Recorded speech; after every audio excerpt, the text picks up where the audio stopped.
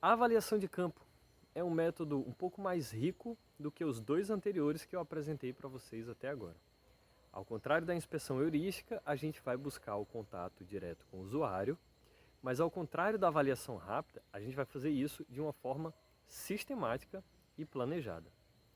A avaliação de campo, então, é uma forma planejada de fazer avaliação com potenciais usuários de verdade e preferencialmente no seu contexto de uso real. Ou seja, se você está fazendo um site para ser acessado por pessoas no ambiente de trabalho, essa avaliação tem que acontecer com essas pessoas nesse ambiente. Se for para ser usado por uma galera, por exemplo, que está no meio da floresta, é lá que você tem que ir avaliar o seu software. Então aqui é muito importante que a gente saiba exatamente o que a gente vai avaliar para poder escolher as melhores métricas. Por isso, quem não está familiar com os preceitos do framework GQM, Goal Question Metrics, ou Metas, Questões e Métricas em português, né? É importante buscar ler um pouco mais sobre ele na internet antes de projetar a sua avaliação de campo.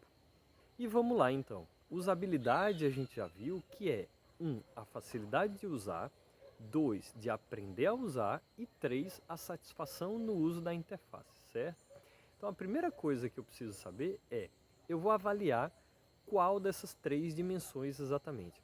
Se eu for avaliar facilidade de uso, eu não posso selecionar um usuário novato. Senão, a curva de aprendizado vai confundir os meus dados sobre o desempenho do usuário. Mas se eu quiser avaliar o aprendizado, então eu não posso selecionar usuários muito experientes, senão o efeito vai ser o contrário.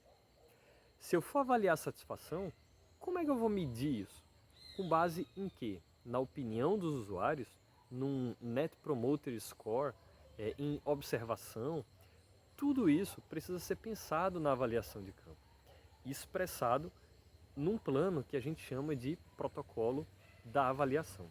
Esse protocolo, na verdade, contém mais do que isso, né? Ele contém informações sobre qual é o raciocínio que eu vou usar para escolher ou selecionar os meus usuários avaliadores, quais são as perguntas que eu vou fazer se tiver entrevista, quais são os aspectos exatamente que eu devo observar se for ter observação, como é que eu devo preparar o meu ambiente para avaliação e tudo mais o que for preciso pensar antes da avaliação. Ele é uma especificação bem completa. Esse tipo de avaliação só faz sentido fazer se a gente tiver pelo menos algum protótipo interativo, seja de baixa ou alta fidelidade, mas que a gente consiga mostrar para o usuário e ele possa manipular o produto.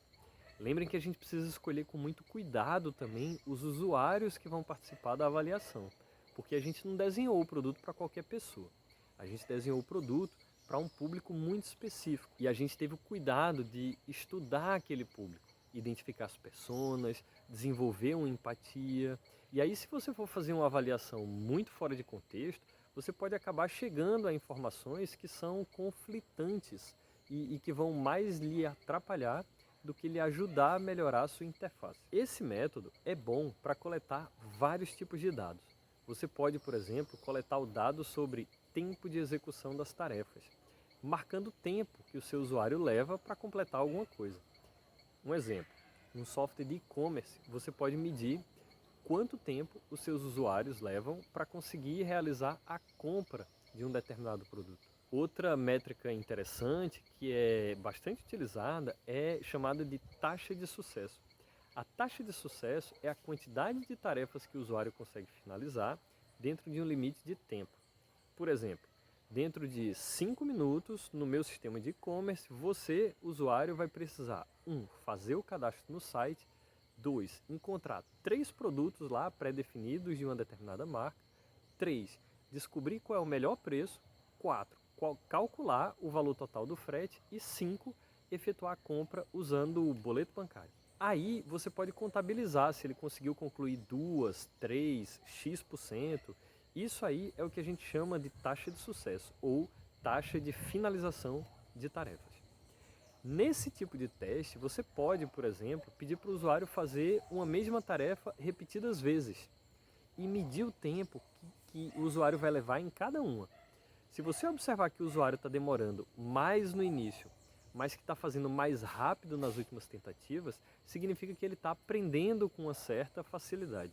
Pode também contabilizar a quantidade de cliques, locais dos cliques, e tem até algumas ferramentas que você pode usar para fazer eye tracking, para saber até para onde o seu usuário está olhando em cada momento especificamente do teste. Eu acho que eu já falei de alguma ferramenta dessas por aqui, né? Uma desvantagem das avaliações com os usuários reais, falando genericamente, é o acesso a esses usuários. Encontrar pessoas adequadas pode já não ser uma tarefa muito fácil, mas se a gente conseguir, o ideal é que a gente pense em várias abordagens de coleta de dados para fazer de uma vez só. Por isso que é importante ter um plano para valorizar o tempo do seu usuário e também para aproveitar aquela breve oportunidade para coletar a maior e melhor quantidade de dados que você puder. Você pode, por exemplo, conduzir uma entrevista semi-estruturada com o usuário antes de mostrar o protótipo, depois executar a avaliação de campo e depois fazer outra entrevista.